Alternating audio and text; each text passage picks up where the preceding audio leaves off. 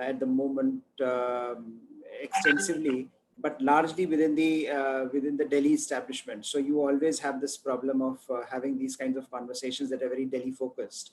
And I think it's a great idea to have as wide a spread, because I think this is a very critical issue for a number of reasons. Clearly, the debates and the discussions and an understanding of this issue is imperative, whether you are a law student or you are a management student, because as you can see, the trade ties have come under a scanner. So every every individual who is in any way connected with commerce with China is actually trying to assess what sort of a long-term problems and prospects this creates for a particular industry vertical, as well as for the larger gamut of issues that that surround that particular vertical. So thank you once again, and thank you for having me. It's wonderful.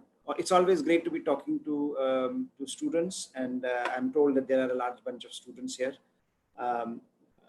And I'm sure you are partly interested in this topic because it is in the news. It is being discussed and debated and thrashed out every day in newspaper columns, as well as in TV channels.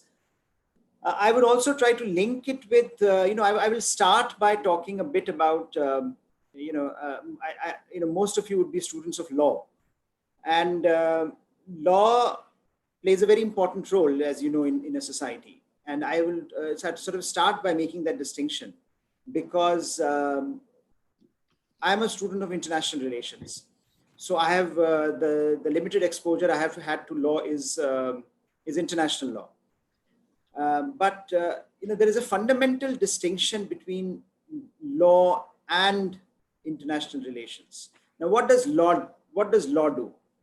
Law is an element, is a part of society that allows you to provide some stability and order to a society that otherwise would be more Hobbesian in nature. Thomas Hobbes, the nasty, brutish and short. And there'll be a lot of instability, lots of issues about law and order. How do you manage that? You manage that by creating a set of institutional frameworks, a set of procedures, which provide certain stability in the system. And that's what law does in a very basic layman's terms, that it allows us to continue with our lives without getting disrupted every single moment. And that stability, that help that law as an institution provides in managing a system that otherwise would become anarchical, is something that international law is not able to do in international relations. So what is the fundamental aspect, fundamental value of international relations that we, as we studied? The fundamental assumption that we make, and that even a layman can assess, is that international relations are grounded in a framework of anarchy. Anarchy not in terms of chaos, but anarchy in terms of not having an overarching framework that can define interstate relations. So if you have two states, two nations that are interacting with each other, they don't rely on any Supreme Court-like institution or a High Court-like institution to deliver justice. They more often than not rely on their own ability to protect their interests. So there is a fundamental distinction here when you look at it from the point of view of law, that international law, though it has developed, though it has become, developed very great significance over a period of time, yet still nation states remain the fundamental arbiters of justice in international relations. So either if you are a weak state, you have to develop your own capacities, or if you're a weak state, you have to rely on a stronger state to deliver justice to you. So if you're a Taiwan-like country, you rely on America to provide you security guarantees for defense so that China does not one day come and attack you and take over aggressively, offensively.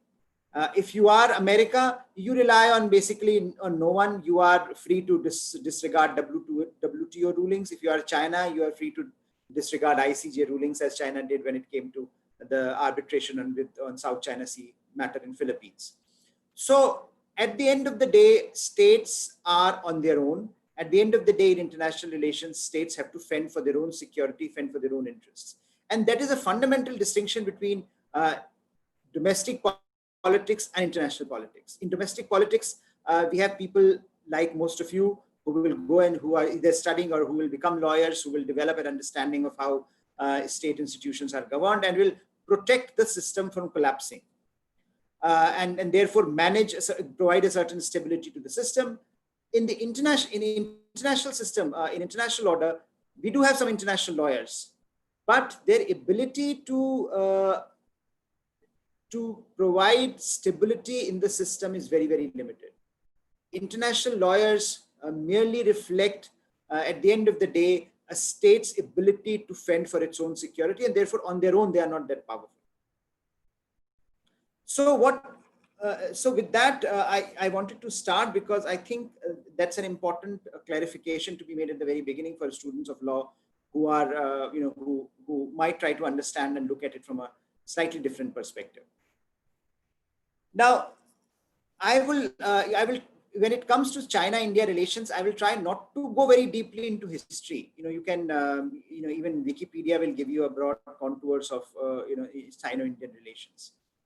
But I will touch upon major inflection points, and I will, from that, I would try to analytically make an argument as to why we see so much turbulence today in the relationship, and then focus on contemporary developments on the border and its significance and its ramifications for the future.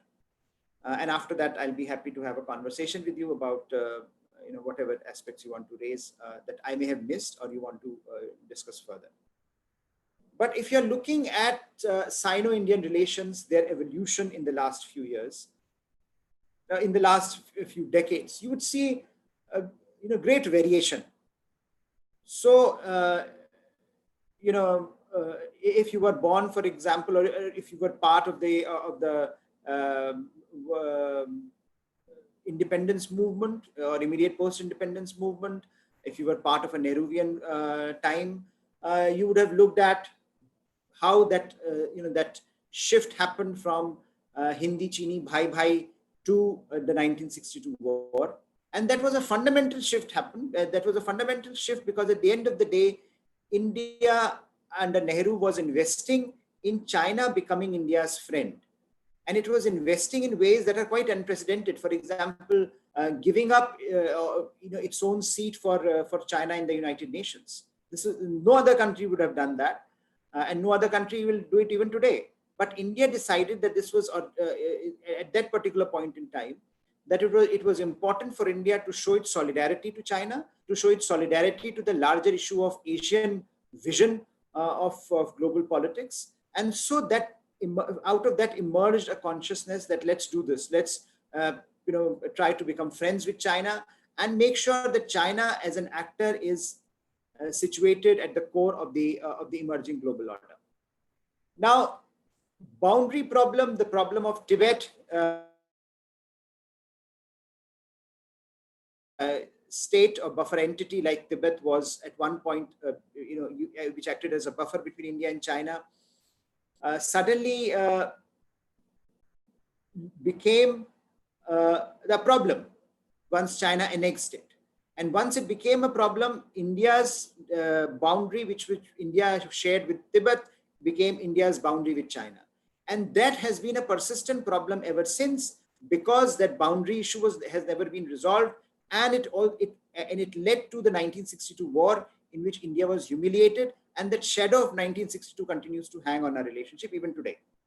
So if you read a lot of commentary that often allude to 1962 and how Chinese media often refers to it in their worst moments, saying that we will teach India a lesson like 1962, etc., etc. The 1962 war is a primary prism through which many in India and many in China view this relationship and have continued to view this relationship since 1962.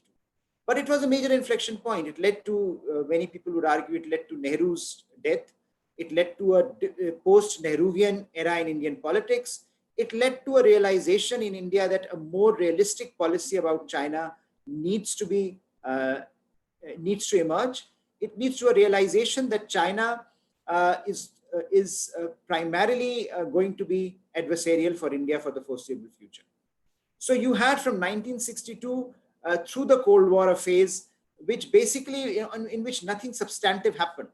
And the relationship was actually in a deep freeze. But China, for its part, played its cards relatively better. Because what China did, China started the Cold War as an alliance partner or as a partner of the Soviet camp. By 1972, China had opened itself up to America. So you had the famous Henry Kissinger opening to America. Nixon went to China and opened China up. So what was America trying to do? America was trying to split Soviet Union and China.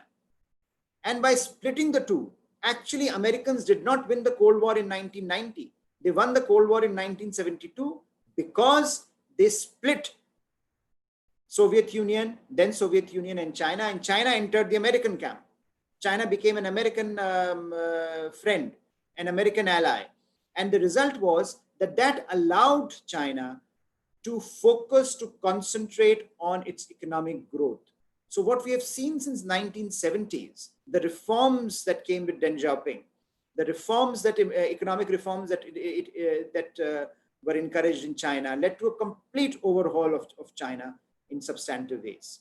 So in a sense, what Cold War ended with the defeat of the Soviet Union, but Cold War also ended with the rise of China.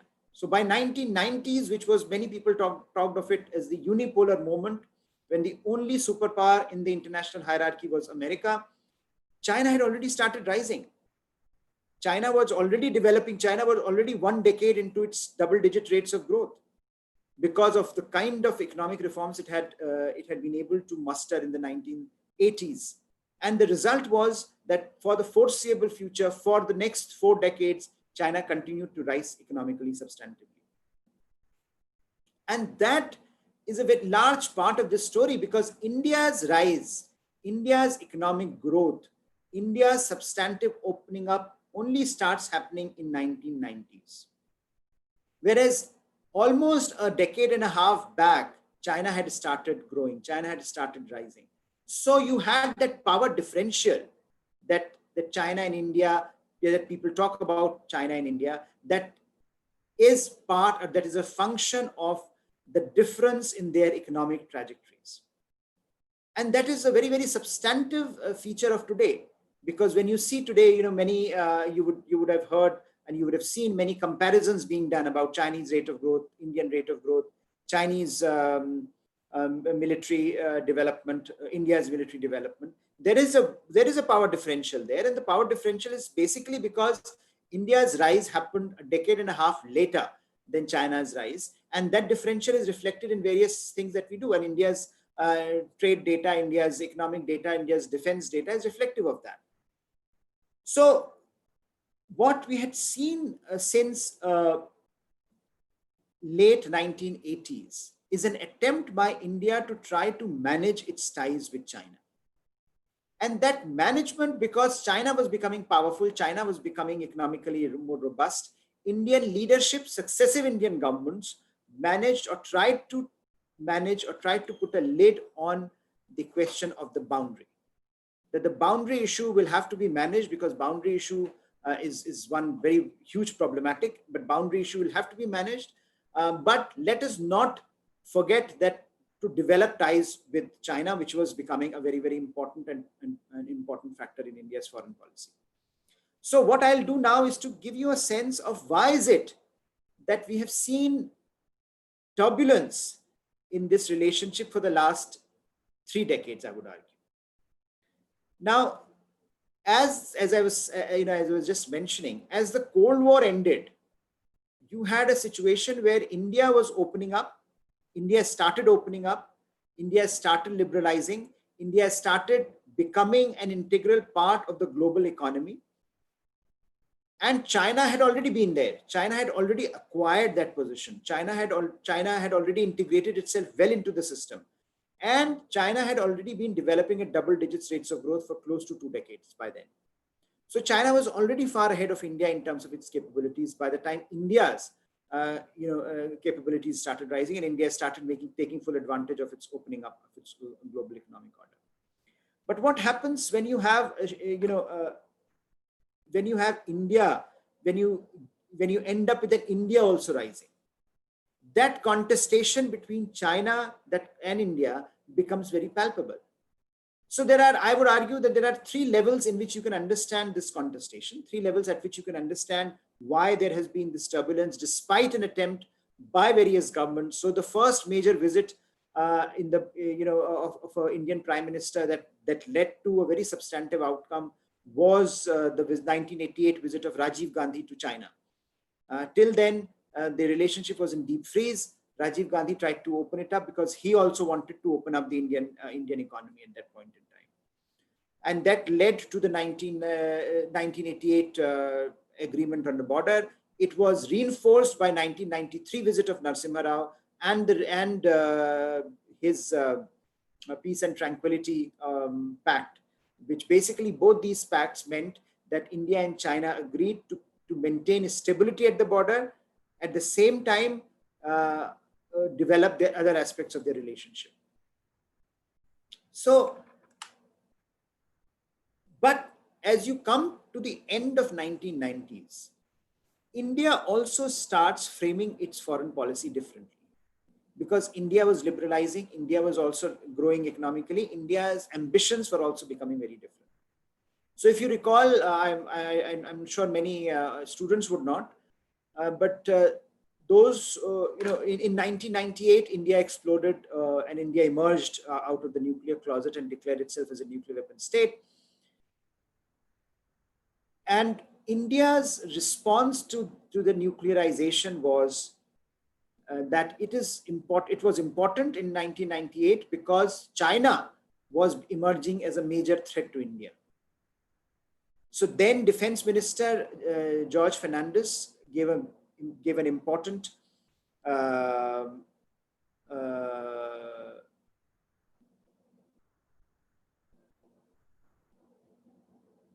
interview in which he suggested that China is India's enemy number one. The Indian Prime Minister wrote a letter to then American president saying that India is going nuclear because of China. So you had a change in India's perception of Chinese rise in India's vicinity already beginning to happen. And the 1990s was a decade when India was making a remarkable shift in its foreign policy, both under Prime Minister Narasimha Rao and then under Prime Minister Atal Bihari Vajpayee. So there was a trend where India was responding to the challenge of its own economic rise. India was responding to the challenge of its own,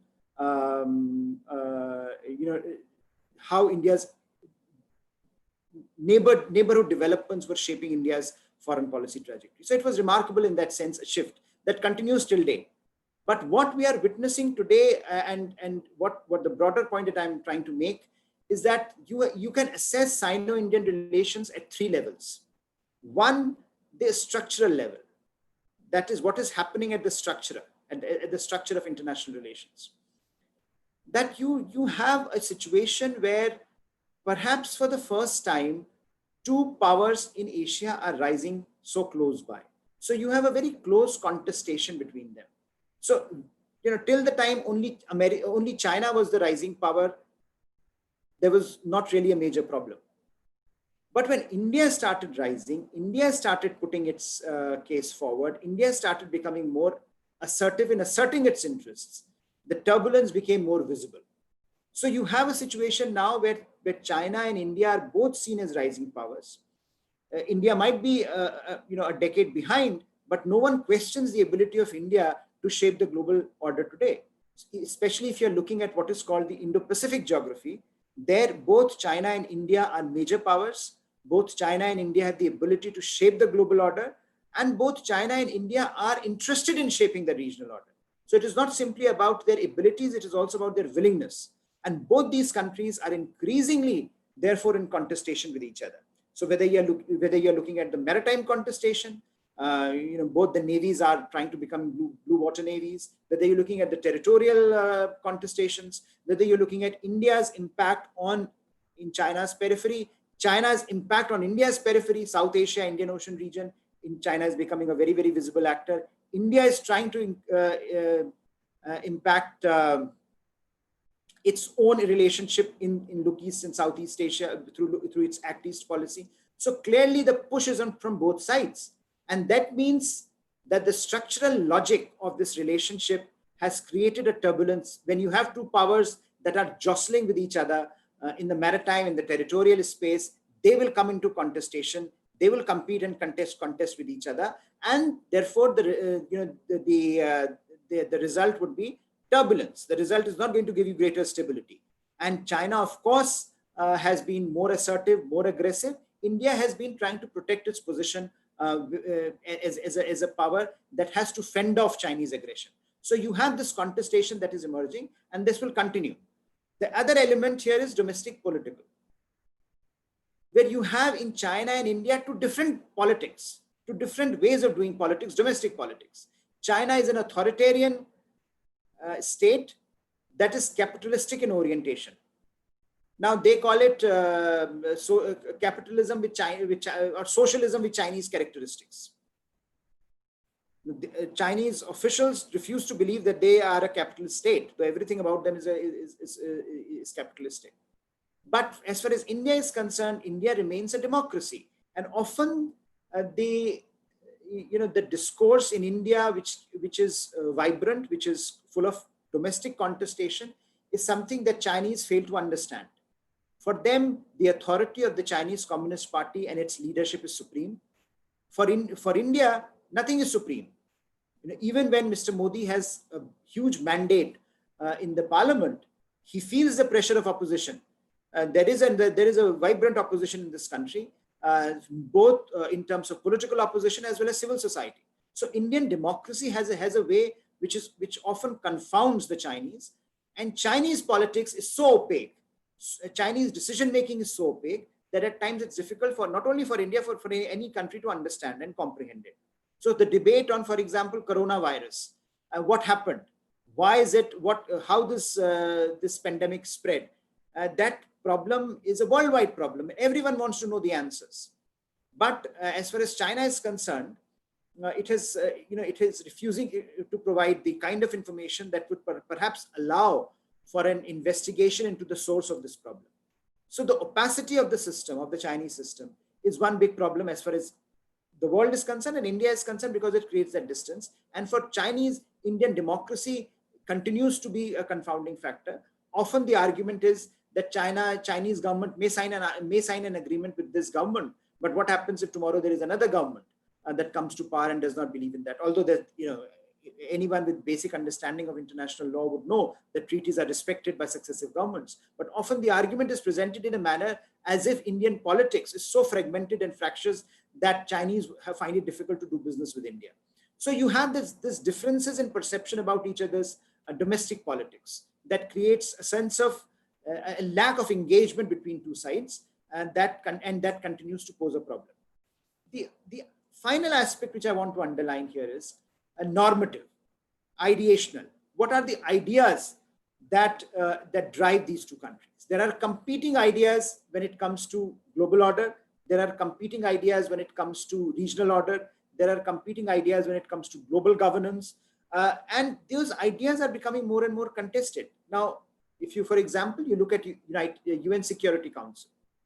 On UN Security Council, China does not want India to be part of UN Security Council as a permanent member. Indian argument is that without India's participation, global governance at that level, global multilateralism is at that level, is meaningless. India has to be part of that voice. China believes that it is the sole representative as far as Asia is concerned, and no other country from that region should join the UN Security Council. So the global order perspective is different. If you look at the Belt and Road Initiative, the famous project of Chinese President Xi Jinping, a mega infrastructure project that he is trying to construct across continents through various countries. That Belt and Road Initiative India was the sole country at the very beginning in 2017 that contested the basic parameters of this Belt and Road Initiative, arguing that this initiative, this project is unilateral, top down. It does not take into account the perspective of local countries. And of course, it violates sovereignty as far as India was concerned, because it passed through what we call Pakistan occupied Kashmir. So in a sense, the challenge for India and China is at the normative level as well, where their ideas of global order, their ideas of regional order, their ideas of global governance do not match. On the maritime space, you see that happening again. China refuses to believe in, as far as the UN 1982 UNCLOS is concerned, law of the sea, as a basis for governing the maritime space in South China Sea. India believes that international law as far as the maritime space, UNCLOS, is very important. That should be the basis of any engagement. Freedom of navigation is very important. The fundamental values and principles of maritime law need to be upheld by countries that want to be part of the global order, maritime order. And China refuses, and China contests that at every level. So you have a situation where different visions of the global order, different visions of various aspects of the global order, different norms and ideas drive their foreign policies, and therefore that also generates this kind of contestation, this kind of aggressive posturing that we see today. Now, this turbulence, whether it is at the structural level, domestic political level, or normative level, that manifests itself in various ways. And the most important way it has manifested itself is that it has China now that is almost at every single point is scuttling India's rise as a global power. And that is so if you look at the global stage, if you look at global platforms, I talked about UN Security Council. There is Nuclear Suppliers Group, of which India wants to be part of, which does trade in nuclear technology, which frames rules and regulations for nuclear trade. India wants to be part of Nuclear Suppliers Group. China is the one country that is preventing India's entry into Nuclear Suppliers Group, despite all the other members backing India's entry. So you have a situation where China is preventing India's entry into global platforms, which will allow India to project itself more fruitfully. China is increasingly partnering with Pakistan. So it's not simply a question of China-Pakistan alliance anymore. I think most defense planners in India today take very seriously the possibility of a two-front war, that even if we have conflict or war with one of the two countries, China or Pakistan, the other country will help their partner. So Sino-Pak alliance relationship has become very, very strong. It is almost, as they call it, as the Pakistanis often call it, higher than Himalayas and sweeter than honey relationship. So there is a Sino-Pak relationship that is becoming very, very palpable. China's ingress, China's inroads, not simply into Pakistan, but also in other countries in South Asian Indian Ocean region, in building strategic frontiers in these parts, in this part of the world, is putting pressure on India. Chinese presence on strategic points around India is always a matter of concern. When you have Chinese submarines that are often viewed in Indian Ocean, and that is not something that India can accept very easily. This is also reflected in trade relationship. Trade was one area which is often, which was often argued that let's have this relationship with China, which we should build trade and commercial relationship with China, which will allow us to, gloss over or ride over some of the rough patches in the relationship. But what we have seen is is increasingly, even on trade, there are problems and great problems. The trade deficit is one of them, but also the fact that over dependence on China is something that increasingly is being questioned in certain areas. If you were aware of the recent problems during the coronavirus phase of pharmaceuticals, when India was, when India had to produce HCQ and paracetamol for, in large numbers, there was concern that we depend, even when we are called the pharmaceutical of the world, India relies on China for its imports, critical imports, for intermediary products that go into the making of pharmaceuticals, and therefore that reliance need to be brought down. Indian Prime Minister has already made it clear that one of the biggest learning points for India from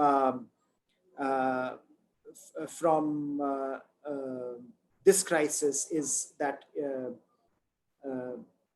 India needs to be self-reliant.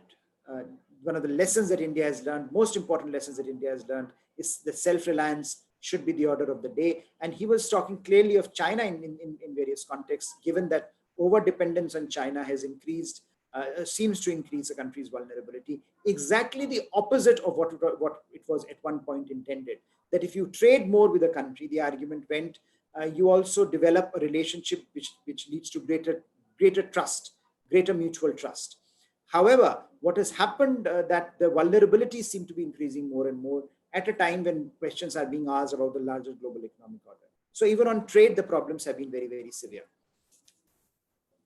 So what all of this has meant for India is that now there is a highest, the higher than ever conviction in Indian policymaking establishment that China's rise is not going to be good for India, or is already not good for India. And Chinese presence in India and Chinese presence in and around India's vicinity is something that will challenge, that will challenge Indian interests.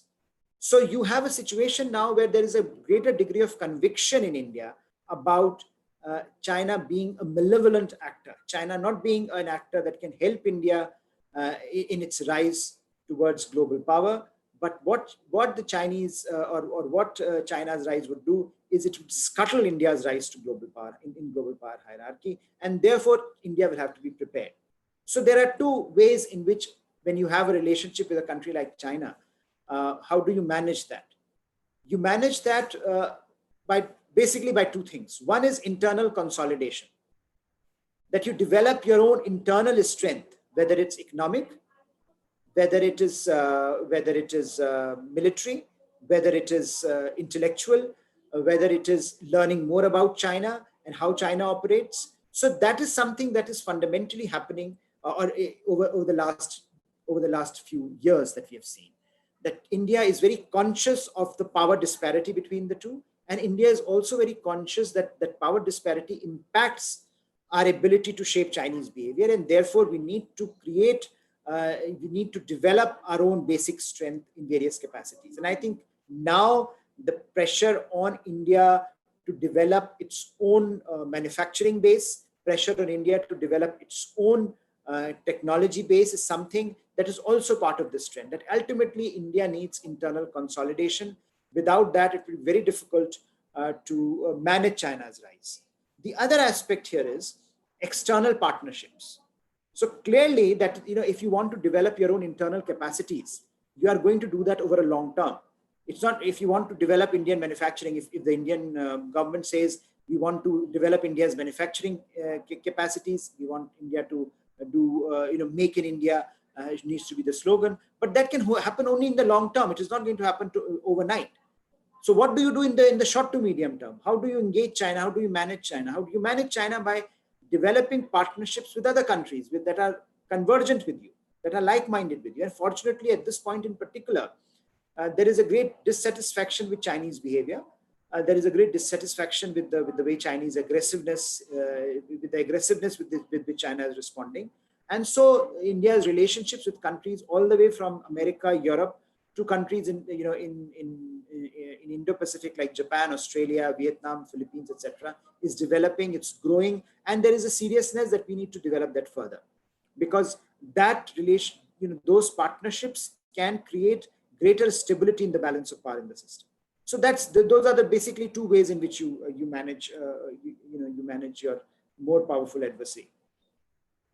Now, the last last 10-15 minutes, I want to talk of the border problem, which is what is happening at this, which is the point of discussion these days, and which in some ways sits at the very heart of this relationship.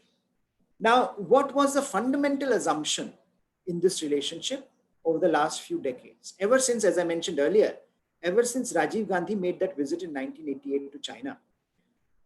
The assumption which had shaped Sino-Indian relationship had been that while India and China's border problem is very contentious, it can be kept in abeyance. Let's develop mechanisms that will allow us to talk about this border problem regularly, but let's not allow this border problem to overshadow other aspects of this relationship. So let's have trade with each other. Let's develop cultural and academic ties with each other. Let's have greater political contacts with each other, diplomatic contacts with each other. Let's even work on platforms like BRICS or RIC, Russia, China, India, trilateral, for example. But let us not make boundary problem overshadow every other aspect of this relationship. Now, that is the assumption that has shaped all our engagements ever since. So if you go carefully, Rajiv Gandhi's visit, then under Narasimha Rao, the 1993 Agreement of Peace and Tranquility, then 2003 Atal Bihari Vajpayee visit and his engagement engagement with the Chinese government, then Manmohan Singh's engagement with the Chinese government. All of them were predicated on this assumption. Even Mr. Modi's engagement after Doklam crisis of 2017. Now, Doklam crisis of 2017, those of you would remember, was a crisis again at the border, but it was a border which was a tri-junction between India, Bhutan, and China. And it was at Bhutan's request that India decided to engage with China on that. It was a 73-day confrontation where the two armies were standing eyeball to eyeball, where the two armies, were trying to square off with each other. No violence happened, but it was a very, very critical moment in the relationship. After that, once that crisis died down, Mr. Modi decided to reshape the relationship by bringing in an informal element. So his argument was that, look, the formal mechanisms, which, for example, the joint working group that was established in 1988 when Rajiv Gandhi went to China to engage on the boundary question, and the special representatives mechanism to talk on the boundary question that was constructed in 2003 during Atal Bihari Vajpayee's visit, both of them seem to have made no progress. Both of them seem to have not been very successful in managing the border problem. So Mr. Modi argued that we need a different mechanism where a more informal engagement between the top leadership of India and China should be utilized to manage this turbulence. And therefore, you had the informal summits. You had the Wuhan summit in 2 years back, and you had last year's Mamlapuram summit in Chennai, near Chennai, where the Chinese president visited India. So in some ways, the idea was to create new constructs so that the boundary problem can be continued to be dealt with separately without it preventing other aspects of the relationship falling apart. Now, what has happened in the last month or so has fundamentally altered this assumption. And therefore, what has happened in the last month is very important because it challenges that China policy. And therefore, the turbulence in the relationship is so high. So let me go back to this crisis and let me give you a very brief overview about the boundary question and about the issues associated with it. India has, I think, around 3,488 kilometer long boundary with China. It's a huge boundary. It's the longest undemarcated boundary between any two nation states in the world today. And therefore, because it is undemarcated, there are differences in perceptions of where this boundary lies. It's called line of actual control, LAC. The Chinese have their own version, Indians have their own version, and therefore there is no, consensus. And because there is no consensus, Indian forces often transgress into what Chinese would call their side. Chinese forces often transgress into what Indians would call their side, and this has been happening for decades. This was the normal state of affairs in the region. And gradually India and China developed standard operating procedures. So if, for example, Indians would feel that the Chinese have come, great distance into their side, they would put up banners and they would show them that please go back, and they would go back. And they were, and the same Chinese would do the same thing, and it was standard.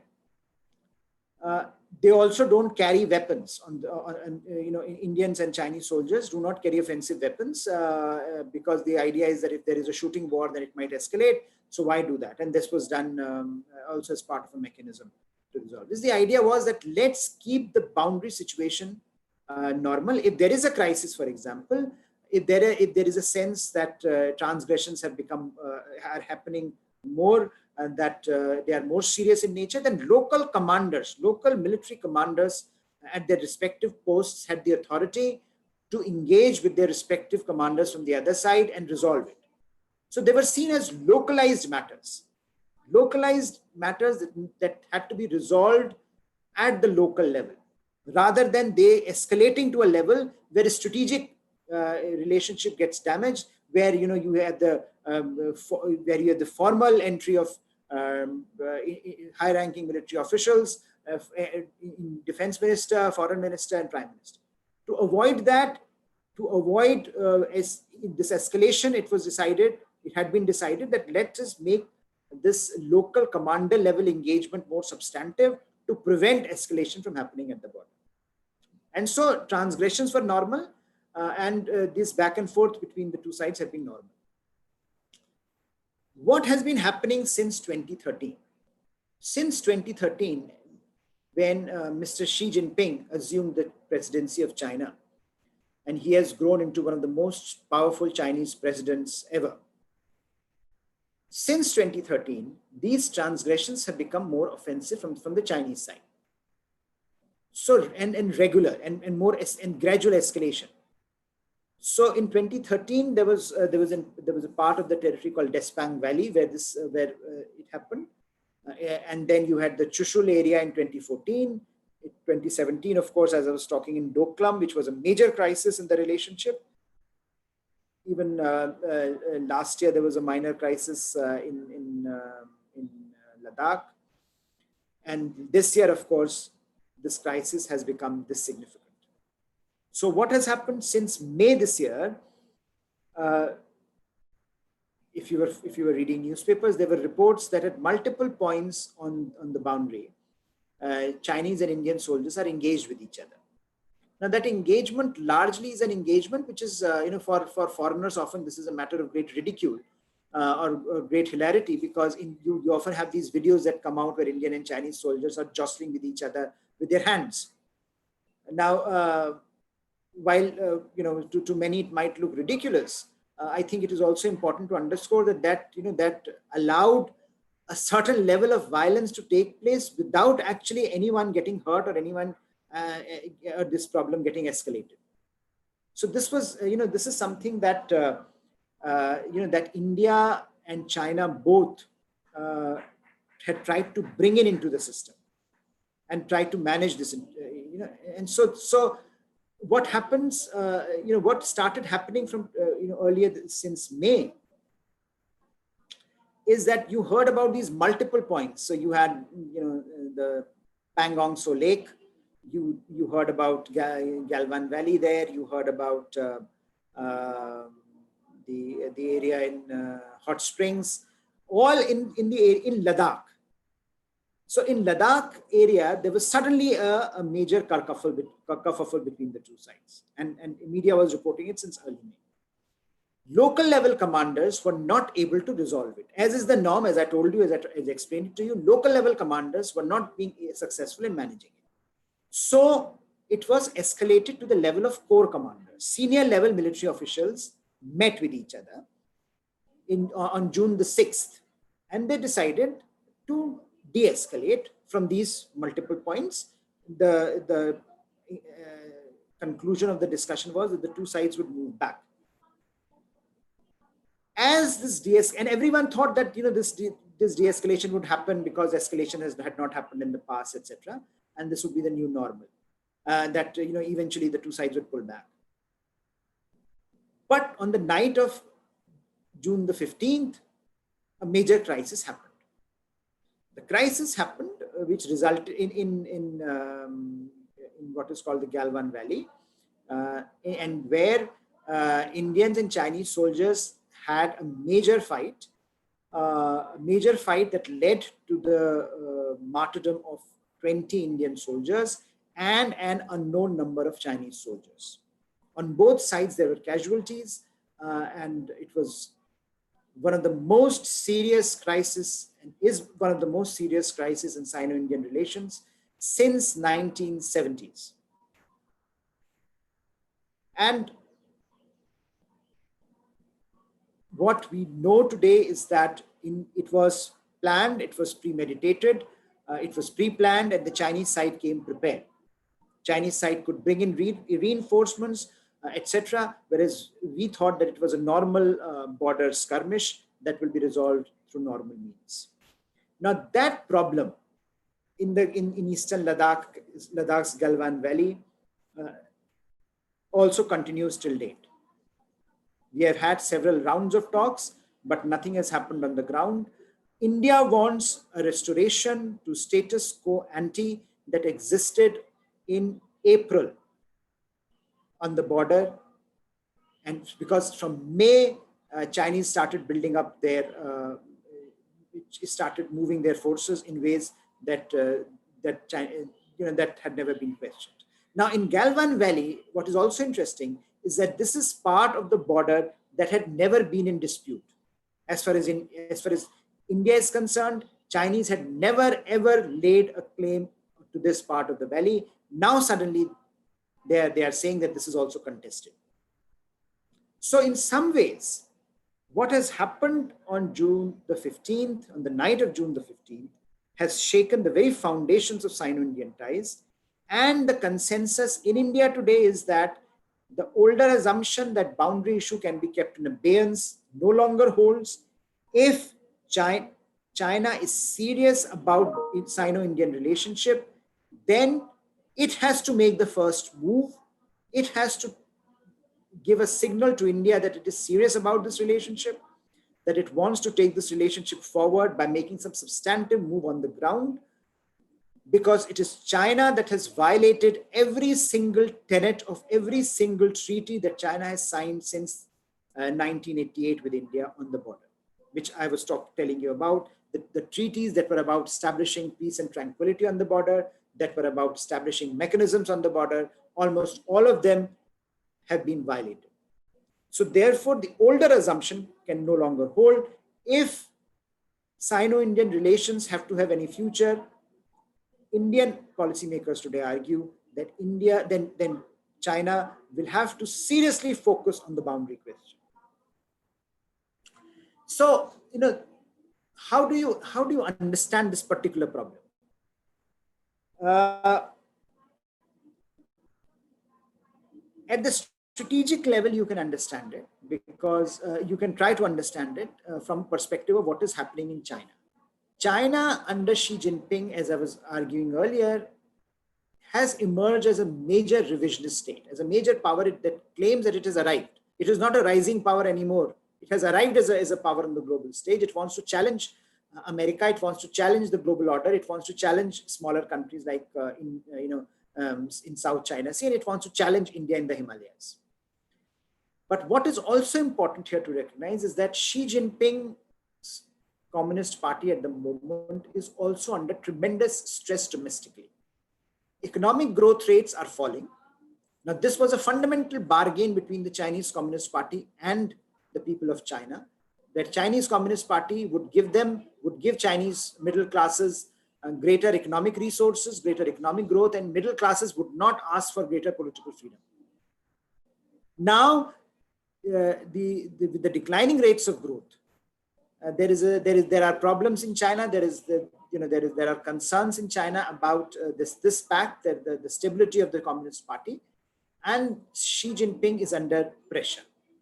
He's also under pressure externally, globally, because of his handling of the coronavirus, because of the pressure that other countries are piling up, because of the trade war with America. So there are pressures brewing both domestically and globally for Xi Jinping. And so if you are in his position, what would you do? You would think that rallying a country at a time like this is important, and you create crises out of nowhere. So you create crises, a militant nationalism. You create crisis in South China Sea, you create crisis in Hong Kong, you create crisis with Taiwan, you create crisis with India, and you make sure that the PLA as an entity which he now completely controls. The laws have been shifted in China in recent years, where Chinese military is now under direct control of the Chinese Communist leadership. So you have of Xi Jinping. So you have a situation where externalizing these kind of crises is something that that would rally the nation around the flag. So that is one aspect of this. If you want to look at it from one perspective of what Chinese are up to, why is it? It is often asked that why is it that China is taking on so many countries at the same time? It is fighting with India. It is fighting with South China in Southeast Asian countries. It is fighting with countries like America and Australia and Japan. What is China up to? And one of the ways you can sort of try to understand it and try to underline this reality is by looking at the domestic situation, which is at a very, very critical juncture. The other aspect, of course, is, and here I think story is a bit more interesting, that what is happening today on the border is also a function of India's abilities to project its power on the border in recent years. See, so long as the line of actual control was dominated by China, if you would have gone to the LAC a decade back, you would have found that the Chinese side of the LAC was extremely well developed. The infrastructure, the roads, their ability to project power was significantly higher than India's.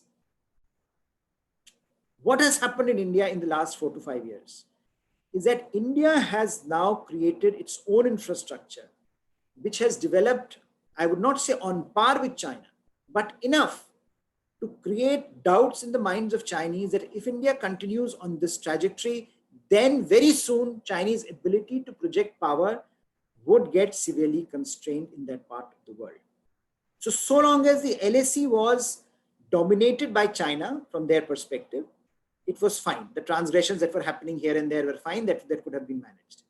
But now that India's ability to project power, and the famous 255-kilometer road, Darbuk-Sheok, Daulat Beg Oldie Road, which is often talked of in the media, which India recently completed, that road has become the focal point. I mean, this contestation, this crisis started by China objecting to that particular road. And that road is fundamentally important for India. It links India from Leh to the Karakoram Pass, which then allows India to look into what Chinese are up to in Pakistan occupied Kashmir. It allows India to keep its eyes on Chinese activities around India's periphery. So clearly that road has fundamentally altered for China the perception of what India is up to on the border. And therefore for China, this is also a preemptive strike on India, to tell India not to cross certain red lines, to tell India not to build its infrastructure in a way that it is doing, which China argues that India is altering the status quo.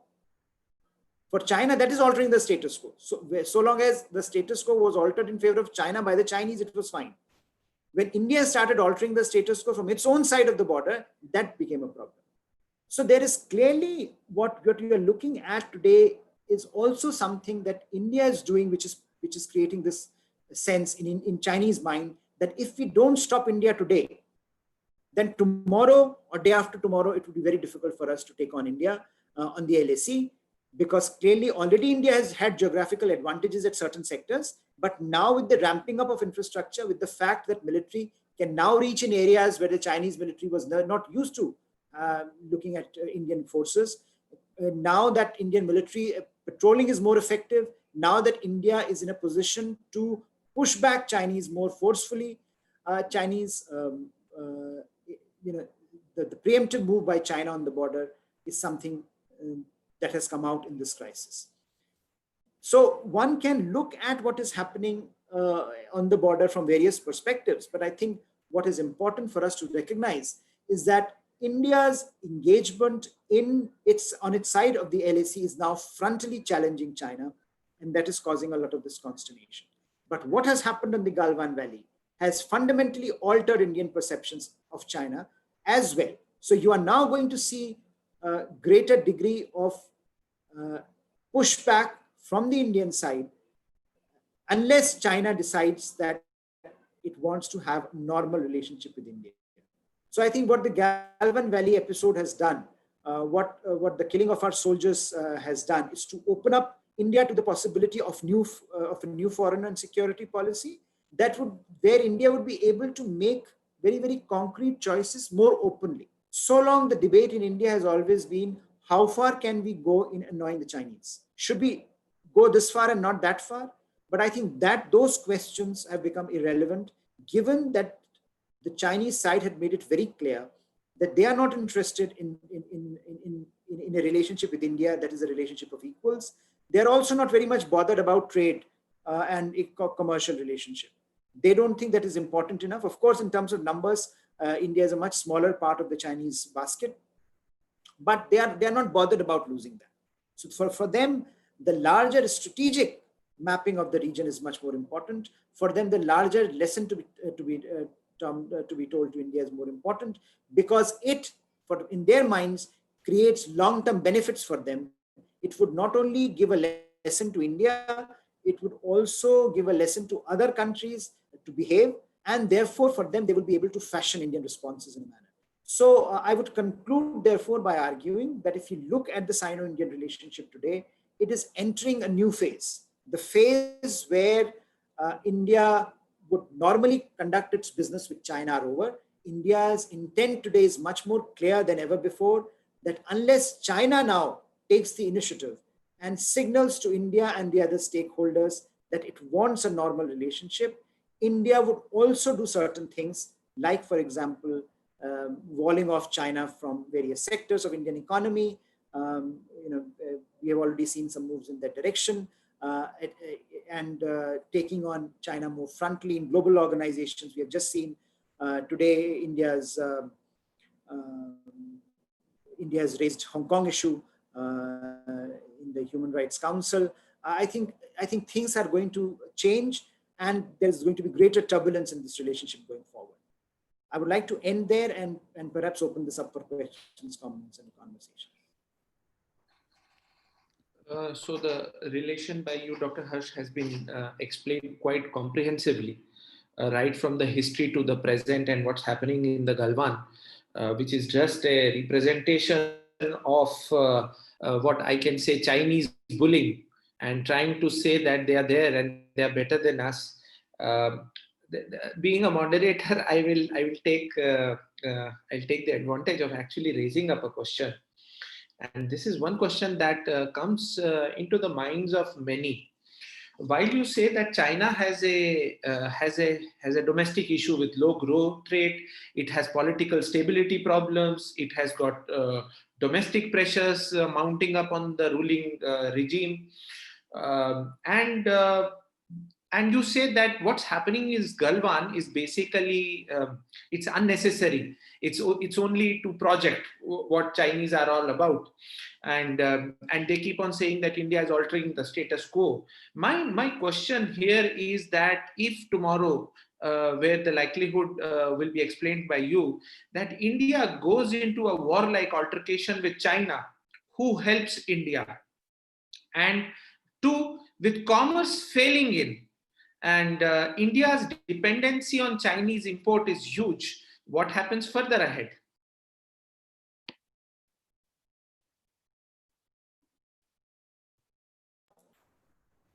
Should I answer this? Yes, sir. I think the question of who helps India is very important, and I think if there is a major crisis like a major war, etc. I mean, I am less sort of sanguine, or I don't think there is there is a possibility of a major war between these two countries, primarily because both are nuclear weapon states, and nuclear weapon states tend to be more cautious in engaging with war. But what is a greater degree of possibility is that a limited conflict on the border, in certain sectors of the border, is certainly a possibility, given where we stand today, and given how the two sides have ramped up their militaries on both sides of the equation. Now, see, this question is who helps India. My sense is that it would be dependent on under what circumstances the conflict happens. If, for example, there is there is a conflict that happens at a time when Chinese are already very, very assertive around the world and aggressive around the world, then at the moment, for example, we are looking at a number of countries who already have their own stakes with the Chinese, who are already responding to the Chinese in a manner. Just yesterday, Australians, for example, came out with a new defense strategy, which talks of Chinese aggressiveness, which ramps up their defense spending in substantive ways, which talks of India crisis as well. Just yesterday, we have had 2 days back a Japanese defense minister talking about a similar problem. So I don't think, in some ways, India, my sense would be that India should enter into any kind of war clearly recognizing the challenge that ultimately India will have to fight its own battles. That ultimately, no one else is going to come and save India, if you will. But indirectly, I think there will be, you will have actors around the world who will be able to support India in various ways. So whether it is with the critical defense technology, whether it is with critical intelligence technology, intelligence information, whether it is with building up global coalitions and putting pressure on China, I think that is something that that India should be ready with. I think this is also something that that as Indians we should be cognizant of. That, for example, if tomorrow there is a war in Southeast Asia, India is a great proponent of freedom of navigation. But I don't think India is going to support Southeast Asia in physical ways, as far as if there is a war between Southeast Asians and China. So similarly, if there is a war-like situation or war between India and China, my sense is that India should enter into the war assessing the costs and benefits, including the fact that at the end of the day, every country is alone in fighting this war. But India at the moment is clearly globally not as isolated as China is. So therefore, if you are looking for support, various kinds of other support, that would come rather easily to India. So I don't think there is going to be a problem. For as far as support to India is concerned, you will get multiple actors who would be able to help India. The other question that you raised about imports, and that there, I think, again, that point is very valid and very important, that India's, the whole trade relationship with China is such that we are more critically dependent on Chinese than the Chinese are on us. So that relationship is therefore end up, if you, for example, take a reaction and start saying that, look, we don't want to do anything with the Chinese today and stop all economic activity with China, that's going to hurt India. There's no doubt about it in the short to medium term. But I don't think that's something that India has indicated as of now. Despite the provocation, you see India gradually taking steps which are not about breaking off economic ties with China, but to signal to the Chinese that there are levers in the Indian economic apparatus which India can tactically use. So, for example, banning the apps from China is something that is, not really an important aspect of Indian economic structure. Some TikTok users might lose out in the short term, but that's not really, you will end up, there is enough ecosystem in India to develop alternatives. Similarly, when you look at, Indian government saying that we will not have Chinese companies we will not give tenders to Chinese companies. That is something that I think can be easily done. Why involve India? Why involve Chinese companies in critical sectors in India? So if Chinese companies can be avoided, and then that is something that India should have done this much earlier. Then you have a situation where the broader debate on 5G, which I think is very interesting, because if you go back a few months, India, despite concerns about Huawei,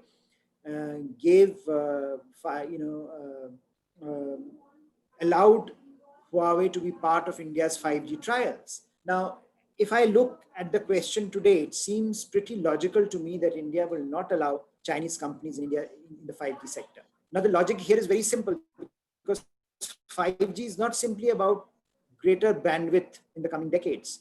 It is about the fourth industrial revolution. It is about the kind of industries, whether it is artificial intelligence, robotics, genomics, biotech, the kind of industries that are going to shape the future of the global economic order and India's own global economic profile.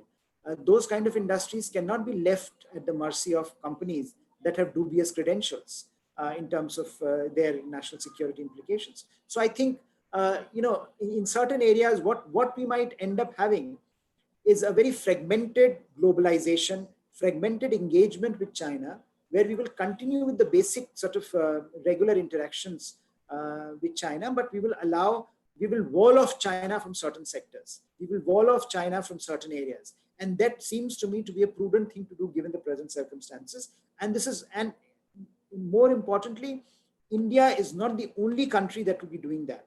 Increasingly, if you look at the discourse around the world, that is probably the next phase of globalization that is about to come, where countries increasingly will group together in like-minded countries and will build their own spaces. So it will lead to more competition, but I think that's the future of globalization.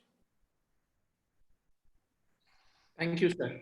I will request Dr. Davis Jain, Vice Chairman, Prestige Education Foundation, President, Prestige Group of Industries, and Chairman of the Soya Processors Association of India, to raise his questions. Sir.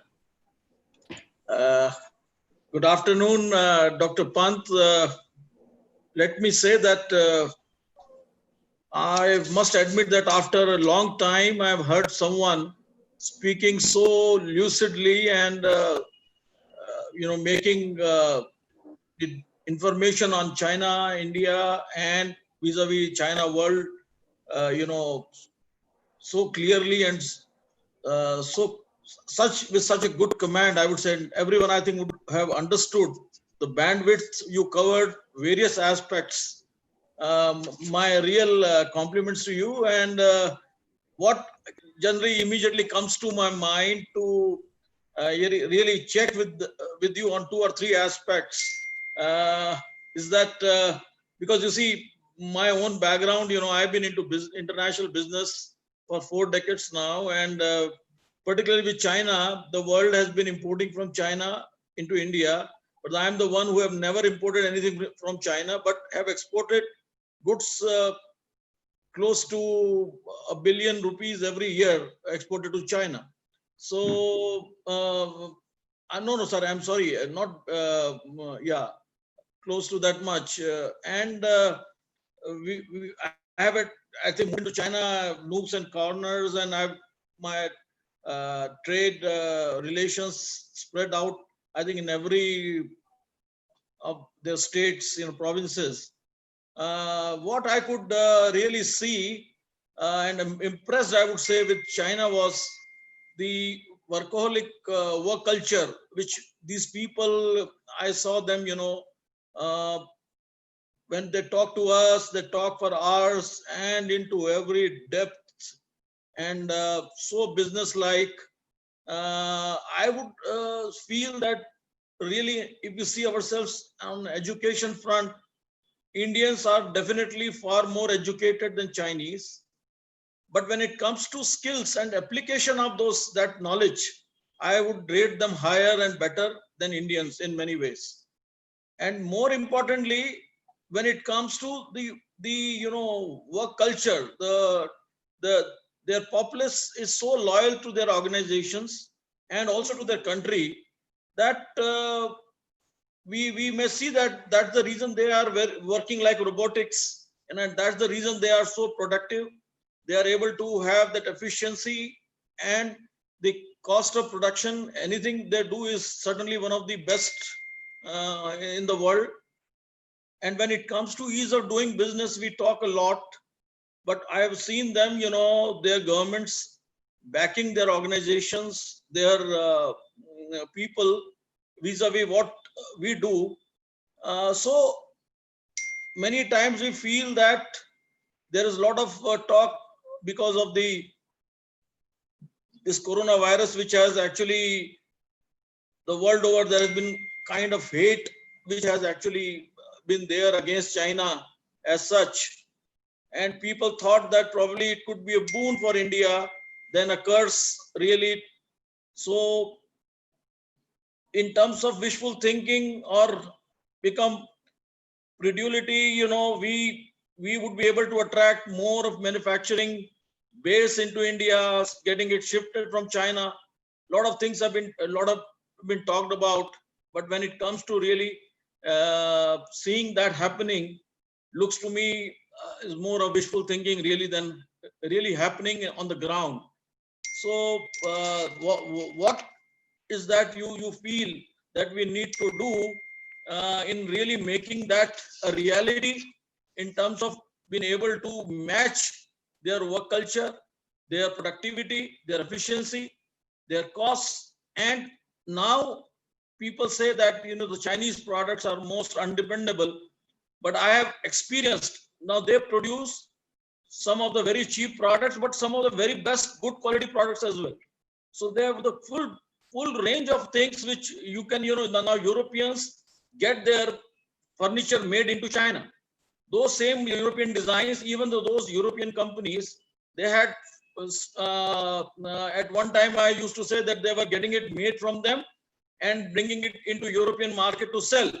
But then lately what we were observed, now they have opened their own marketing outlets into China, because they said the customer come to China actually, because they have got a feeling that they will be able to save a lot of money, and they are able to, those European companies, get it made in China as per their designs, and they also market it, their products into China, because the international customers come and pick up their products. So there is a lot of things which and then the dependency, the way they've dumped the world markets with their products, every nook and corner of the world. They, in many areas we see that the consumer goods per se, particularly, they have been actually ruled the world markets everywhere. Even if it's we call as US or Europe or Middle East or any country, I think we come across not one but probably hundreds of products which are actually made in China. Now people started to say that no, they don't want to use Chinese products, or they want to get, made it in somewhere else, in some other Asian countries, or maybe in other origin, instead of buying it from China. Do you think that we can really capitalize on this in India, and to what extent probably, and what we need to do as our government policies, and as we ourselves as organizations, how we gear up to really take advantage and make this thing to happen as a reality, and make Corona a boon than a curse, for India? Yes, sir. Thank you, Dr. Jan. Thank you for your very kind comments. I on most of the things I'm in complete agreement with you, because as an academic, I also traveled extensively in China. And what is, from an academic perspective, what has been fascinating to see is the journey of the last 2 decades.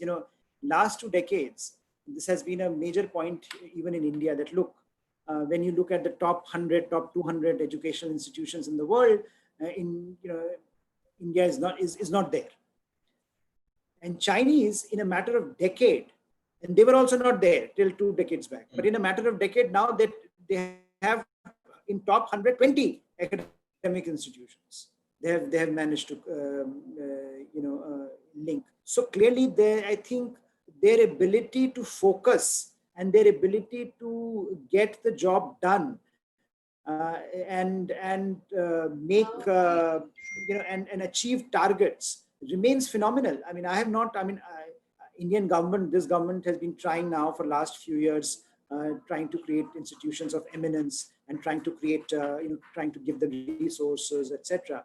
But I think the way, as I think where you are right is that the work culture, the organizational ethos, the way they bring it all together, that makes a difference in some very substantive ways.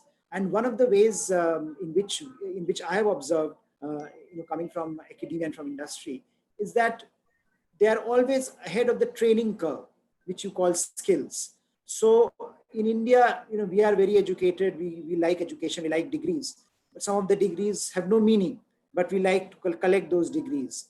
Their education system has moved in a manner where it is about training and it is about skills, which is, I think, increasingly the norm in the West.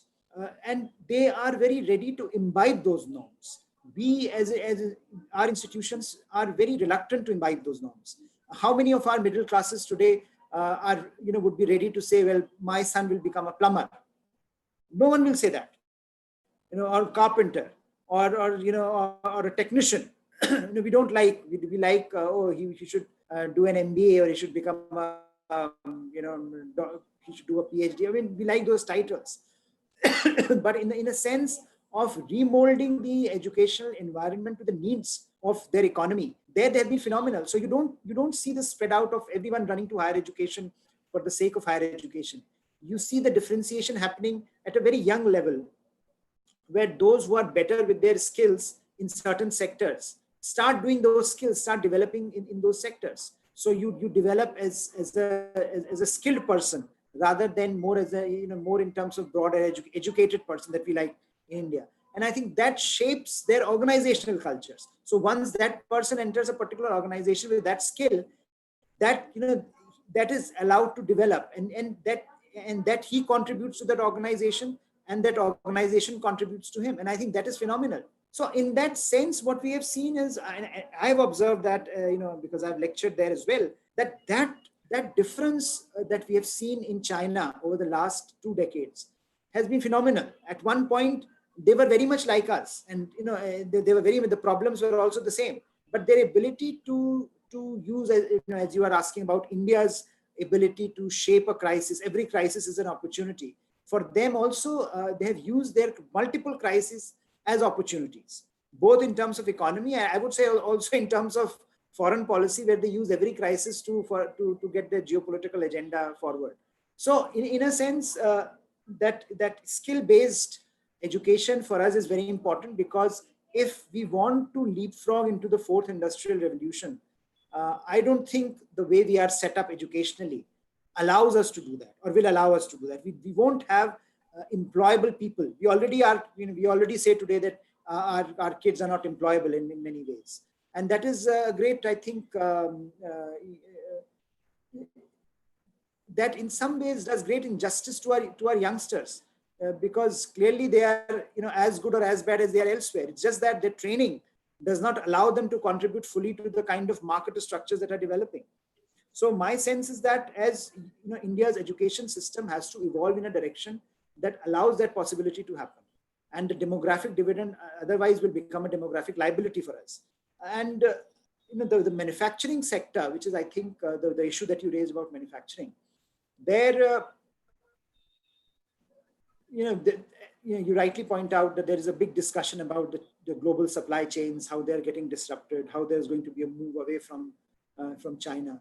But we also know that some of that has already happened, and the benefits have gone to countries like Vietnam, for example. Vietnam has been a big beneficiary of this move. A lot of manufacturing has shifted there, whereas India still is not seen, despite our improved rankings in the ease of doing business, is not seen as a very favorable manufacturing destination by foreign investors, by foreign manufacturers. And that ultimately, increasingly, is now, I think, moving away from the center to the states. A lot of these discussions are at the level of states themselves. States have to take cognizance of some of these problems. Now, I think the agenda for a long time has been quite clear. For example, labor laws or land laws. All standard economists would tell you that these are important, that these need to be improved. But we have not seen those happening because of the unique political economy that India imbibes. But I think what certainly is true is that the corona crisis has given the world, at least in the short to medium term, a new lens to view the global economic order. And if India can become part of that framework, then India can benefit and India should benefit. And if Indian policymakers are responsive to the challenge, then I think I would not say that India would replace China.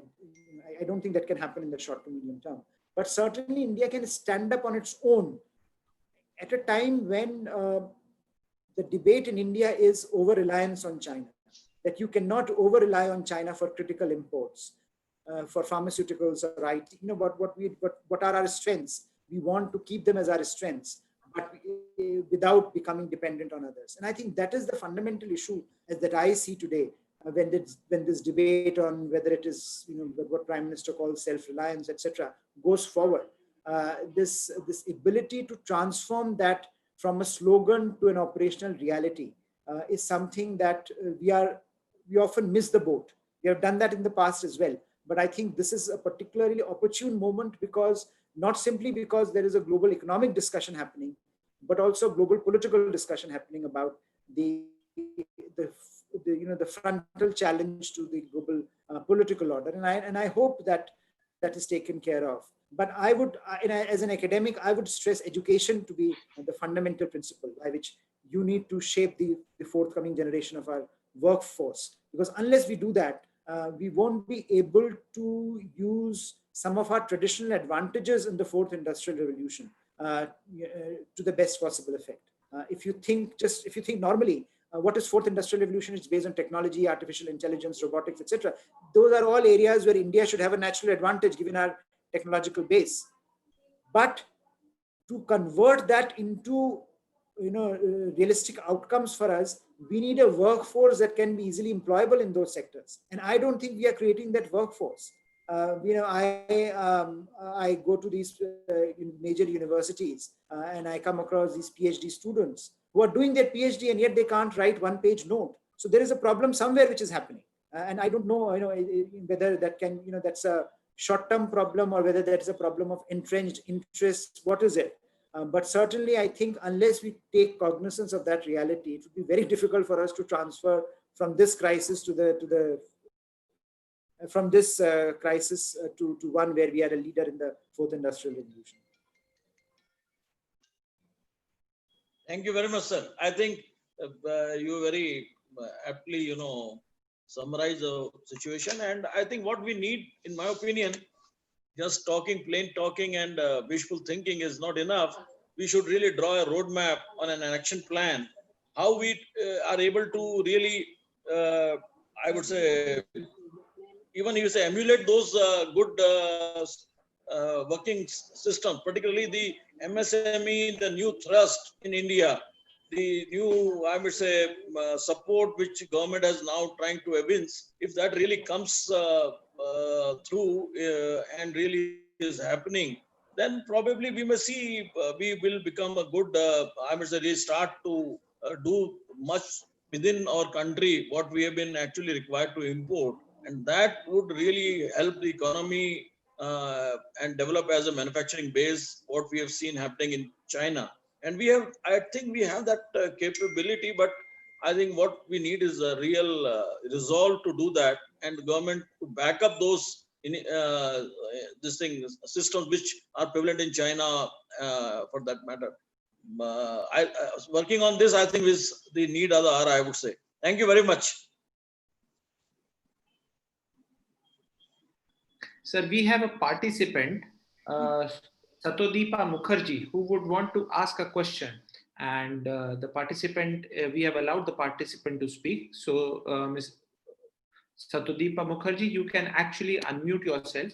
And the question the participant raised was, with the continuous enmity increasing between Indo-China relationship and the sudden break of coronavirus, what role is China playing as state responsibility under Article 16 of the International State Responsibility Articles?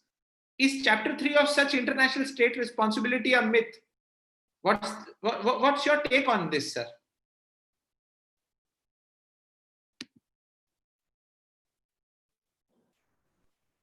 Sorry, Nishant, your voice broke in between. Can you repeat that question, please? Yeah, so I'll repeat it for you, sir. With the continuous enmity increasing between Indo-China relationship and the sudden break of coronavirus, what role is China playing as state responsibility? Well, I think that's a great question. I don't think they take their state responsibility and this issue very seriously, because for them at this point there is a big backlash that is happening across the world, and the big issue here is for the rest of the world is trying to figure out what is actually the source of this virus. So there is a lot of pressure at various international fora, and India joined its voice, gave its support to that call, that there needs to be a fair and independent investigation of this problem. And I think so far we have, Chinese have resisted that. There is a resistance to this idea because there is a sense that this is something that is about targeting China. So in terms of its responsibility, there is a growing concern about Chinese behavior, and that dovetails into a larger issue. When you look at China and India today, there is a difference that the world sees. World sees two countries, two rising powers, where one is seen as a responsible global stakeholder, whereas the other is seen as one that is challenging the global order. So there is this, when I was talking of the normative view, that also plays into this contention that, you have a country like China that is very powerful, that is at the heart of the international system, but is often at loggerheads with the traditional norms of the international system. Whereas for India, India has always been a country that had argued that we believe in the multilateral global order, and we believe in managing that through our engagement more substantively with the global order. And so, this ability, or this problem that China faces, that it is not viewed as a responsible global stakeholder, is also being underscored by its behavior in coronavirus, that it is not really forthcoming. First of all, it hid some of those issues. The information was not freely coming out of China. And then when various countries started demanding that there need to be an independent investigation, China is not in favor of that. So that's a big challenge. Yes, sir. So then in that scenario, if then the International Court of Justice and the state responsibilities in the international relationships, then that complete thing becomes a myth. Then people are losing faith in law. Means when the state, the bigger personalities can't actually settle their problems, then how can the smaller personality actually inspire themselves? Where people are just small identities among them, very small in the world. So isn't it like that a change of jurisprudence where that it started with the natural law and it took a shift to the modern jurisprudence? Again, somehow, we are leaving it to the faith in God and on God. Again, the natural law is taking back. See, Satyadeepa, I sympathize with your point, but this was the exact point I made at the very beginning, that don't confuse international law with your understanding of domestic law. International law does not yet hold the kind of power in managing interstate relations, in managing international behavior, the way an individual's behavior is managed by domestic law. And that differentiation is very important, because international law is more, as you put it, is more of a myth. We have seen numerous cases where powerful countries have not conceded an inch, even when international tribunals have decided against them. The most recent case was Philippines and China in the International Court of Arbitration. There, the arbitration was against China. It was in favor of Philippines on the maritime law on South China Sea. China just refused to accept it. China just said, well, it has nothing to do with us. They have no jurisdiction over us. So that is the claim that often happens. And that is why in international politics, as you point out, might is often seen as right. Therefore, power matters. And therefore, countries want to become powerful because they can dictate terms. Now, that doesn't mean that all normative issues don't matter, and that countries that don't abide by norm will not face consequences. They will, but they will face different sorts of consequences, like the ones that China is facing today. And I was discussing with you that Chinese increasingly, by their aggressive behavior, by not willing to have, for example, an engagement with Southeast Asian countries, resolving their dispute through treaties, or trying to resolve its dispute with India through a treaty mechanism.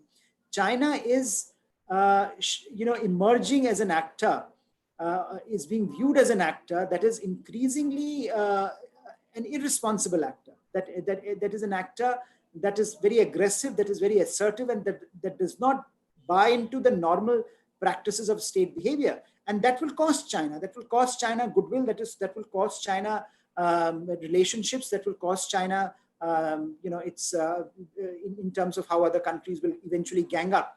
But in terms of hard costs in the short term, that won't matter. And this is something that not only China, other major powers in the world have also done. Where it suits the powerful countries, they abide by international law. Where it doesn't suit them, they don't. So, for example, on UNCLOS, UN Law of the Sea, America never have acceded to UN Law of the Sea. So even Americans have decided to use international law on a pick and choose basis. I think, sir, you have quite comprehensively discussed the question, and it requires no further discussion, as you have rightly pointed China's irresponsibility in understanding and abiding international pacts, treaties according to their own wish and will and things. We have another student, sir. She's Miss Charulata, who wants to ask you a question, which is a double-pronged question. My question is that even if we are boycotting Chinese apps, a lot of Indian apps are funded by China. So even if we bar ourselves from using the Chinese app, we still are benefiting them with our own apps with Chinese investment. What can be done in this situation? And if India wants to be self-reliant, how much actual time will it take, as we are dependent on Chinese resources? I think quite a relevant question at these times. And Charulata is there, and she can unmute herself whenever she wants to. Sir, it's all up to you.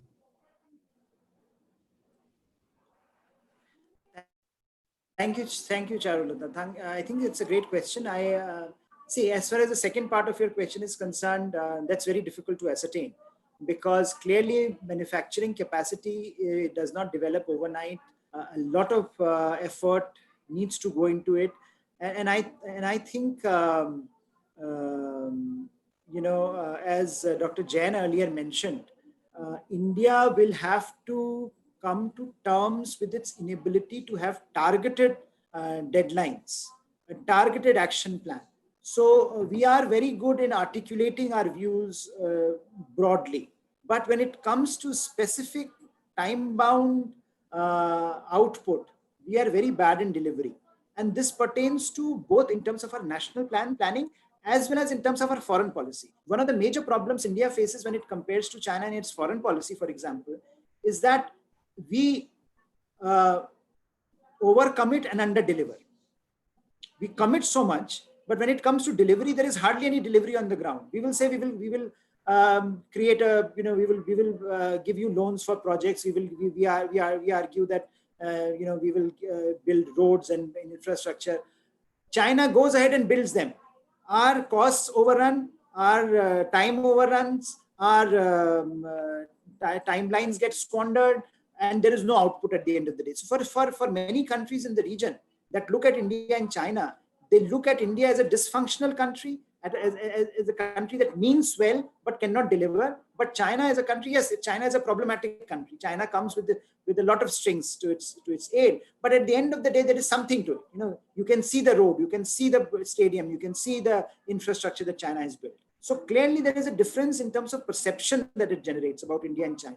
India is seen as a country that is a laggard when it comes to delivery. And that is a problem across the board.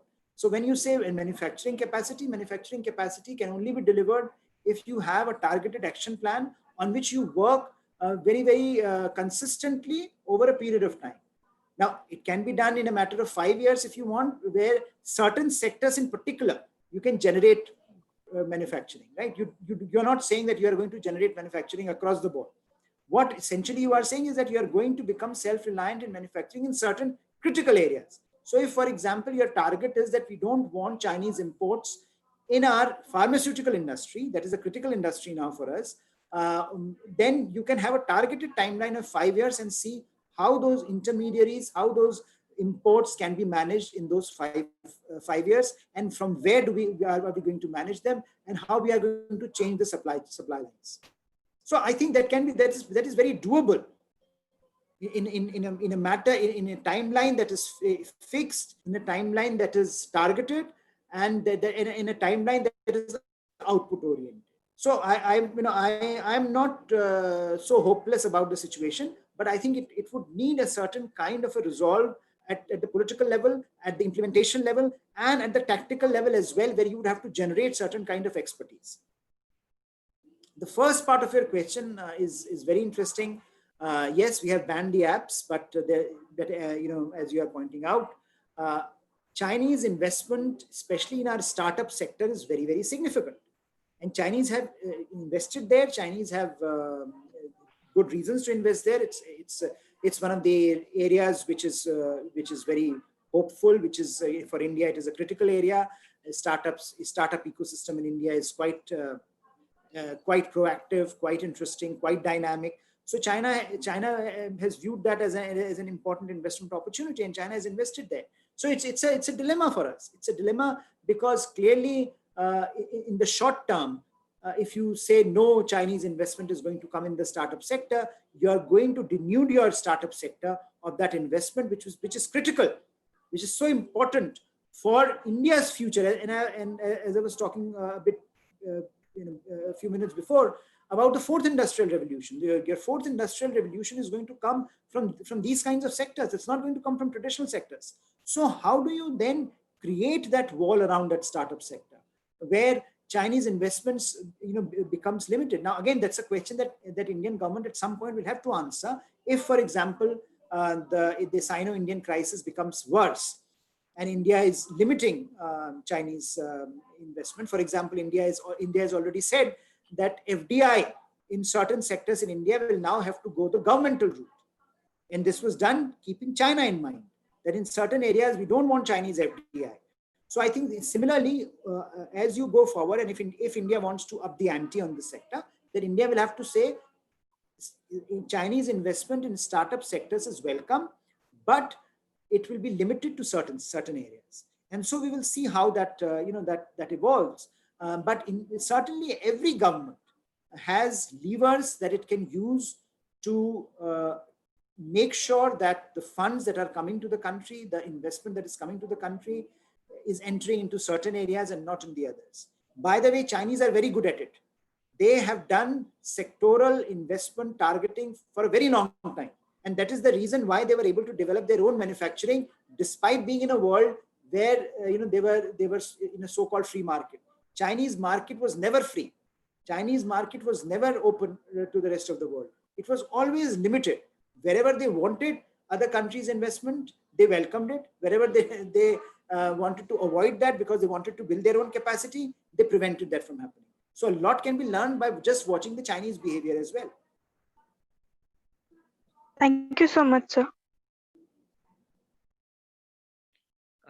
Coming to the fag end of the webinar, I will now request Dr. Anil Bajpai to ask any questions if he has, and also propose a vote of thanks. No, I must admit it has been an amazing 1 hour and 45 minutes. It seems like just 10 minutes have elapsed. Dr. Pant, I must compliment you and congratulate you for the vast coverage that you've done today of areas from the history of Sino-Indian relationships to the current scenario in the pre-COVID, post-COVID era, and some projections about how things are likely to take shape over the next few years, few weeks, few months. I have a comment to make. It's not really a question. It's a comment that we Indians are plagued by two problems. A, we have democracy, and B, we have bureaucracy. Now these two crises, democracy and bureaucracy, will ensure that you will never ever compete with China. You have to get rid of both.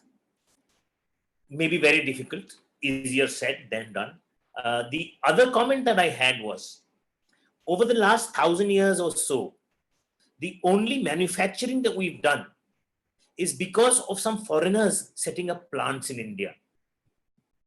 The British, and later in life, the Tatas. Tatas are also foreigners to India, if you may permit me to use that word. Parsis came from somewhere else. We Indians, traditionally, because of our subjugation to dominions of foreign nature, have lived in slavery, and therefore we've only done service. So we are excellent at service. And that's where, whether it's telecom, whether it's IT, whether it's semiconductor, any of those activities where the servile attitude is important, we have excelled. We've excelled beyond parlance. People cannot imagine where the Indians have reached.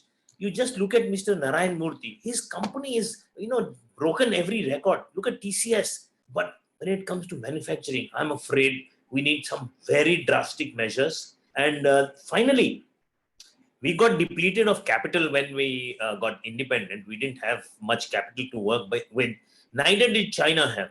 However, China welcomed capital wherever it was available, and with open arms. And those two crises that we have, we rejected capital from wherever it was sent to us, because we lose our sovereignty, we lose our independence and all that stuff.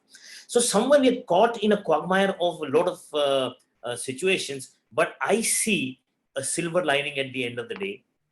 When China is boycotted by everybody, there's going to be some sort of a reaction, and we may be forced, we as Indians may be forced into manufacturing.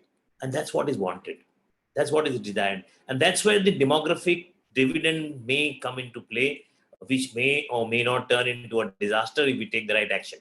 And hopefully, with people like you who give the right message, it is going to be a good future for us. I am very hopeful. I am very buoyant that in spite of all these ills, we still have a bright future ahead, because we are the only market remaining in the world. There is no market as big as India. And that's what I wanted to comment on. If you have any response to that, I would be more happy to hear it. No, I'm very grateful for your comments. Thank you so much. I would just say that democracy can be a double-edged sword. So we cherish it, but I think it comes with its own problems. And of course, sometimes juxtaposing it with China's case, can bring out some of those challenges. But I would not want to live in a non-democracy.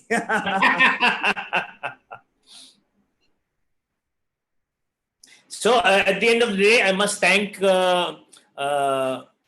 Pant for having taken out time and spared good 2 hours to be with us and give a lot of wisdom to our students, the budding children who are the lawyers of tomorrow. I must thank Dr. Davis Jain, who has in his busy schedule, he was signing an MOU just before this whole thing started, and he completed it. And it has just got completed as an MOU with an agricultural activity, and he was going in and out, and finally he managed to put in his. He in fact has more China in him than all of us, and he's seen a whole lot of China. He's seen a whole lot of China, and he has seen China from the other side of the table. He has been selling to the Chinese, and I must, at the end of the day, thank the plenty of students who have very, very patiently, very eagerly listened to all of us and gave their questions and their comments. And eventually, they still are wondering. And that's one area neither you or anybody or me or anyone wants to talk about. They are asking one question to all of us, and that's if a war will happen. And we are all saying, no, we don't know. So it's all there. And with that, thank you very much. And I hand it over to Nishan for the closings. Thank you so much, Dr. Pant, and everybody who has joined us. It was so great that over a phone call, you agreed to come and spare these 2 hours. And I fervently hope that the institution can have more closely bound relationships with you so that you can actually do a course with us. And I think we will soon formally announce it. So looking forward to a larger tie. Thank you so much, everyone, for joining on today's session. And a great thanks to our Vice Chairman, who has taken all his time out to ensure that he's there throughout the session. Thank you, sir. Thank you so much. Thank you. Thank you, Nishan. Thank you. Thank you, sir. Thank you.